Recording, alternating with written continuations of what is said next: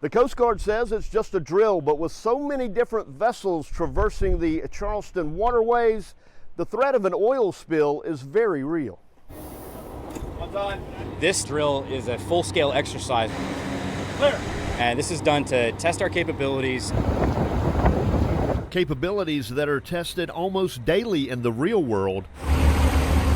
The latest test just last week. The vessel unable to control throttle, as well as various operations in the port. We always prepared to respond to these incidents, and we always have assets and capabilities that we can call on if we need them.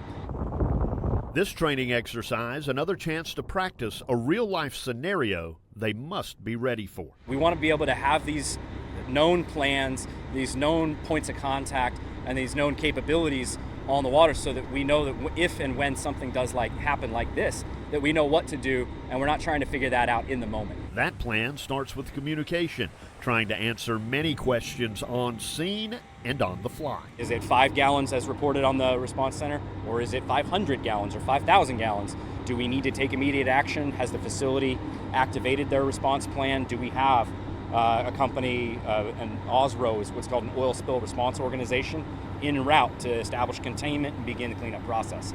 And that can both expand and contract depending on the severity of the situation. A big key with this particular training, something called booming.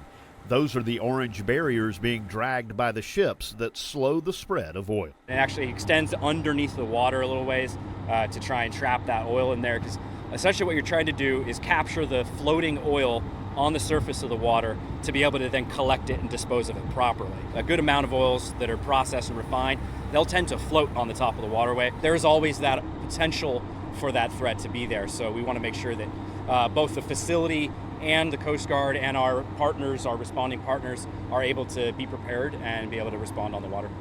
The Coast Guard says they do full training simulations like these about once every 3 years on a variety of different scenarios.